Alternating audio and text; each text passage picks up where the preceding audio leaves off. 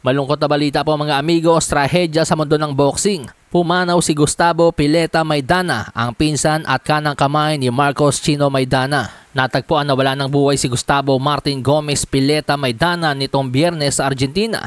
Siya ay pinsan ni Marcos at Fabian Maidana, mga kilalang boksingero at isa sa mga haligi ng Chino Maidana Promotions. Hindi pa malinaw ang mga detalye sa likod ng kanyang pagpanaw, ngunit ayon sa ulat ng The Ring, natagpuan siyang may tama ng bala at hinihinalang nagpatiwakal. Ang kanyang katawan ay nadiskubre mismo ng kanyang ina. Si Gustavo ay mahalagang bahagi ng promotion ni Chino Maidana, kung saan ito ang nagre-recruit at nag-i-scout ng mga talent para maabot ng mga batang atleta ang kanilang tagumpay. Isa sa kanyang mga matagumpay na ambag sa promotion ni Maidana ay ang paghubog na maging isang world champion si Fernando Puma Martinez, na kasalukuyang junior bantamweight champion ng Argentina.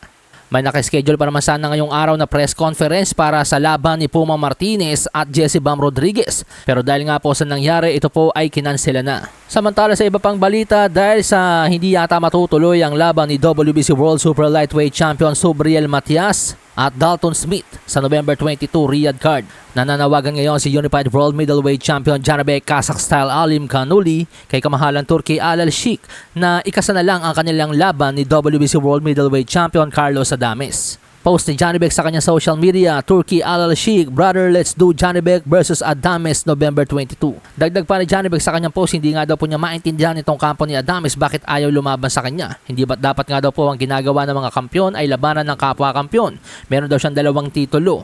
Bakit ayaw siyang labanan? Wala rin naman daw pong problema sa pera, kaya't hindi niya mag-guess kung bakit ayaw pumalag. Matatandaan si kamahalan Turkey lamang ang nakapagpalabas sa lungga kay Adames nang ikasa ito ni Turkey kay Hamza Shiraz noong Pebrero ng kasalukuyang taon. Kaya nananawagan ngayon si Janibek kay Turkey na palabasin muli sa lungga si Adames at ikasa sa kanya para sa November 22 Riyadh season card. Subriel Matias versus Dalton Smith talaga ang gustong ikasa ni Turkey sa November 22.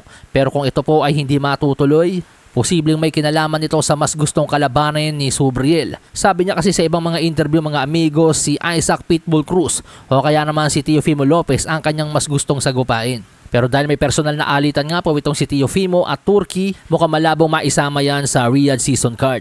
Pero posible pa rin naman mangyari ang sagupaang Subriel at Teofimo. Pero yun nga lang, ibang promotional company ang magsasagawa. Malasahin ang baraha, patunayan mo sa'kin ha. Sino man ang mabunot na kalaban, di ka tatakbo ha.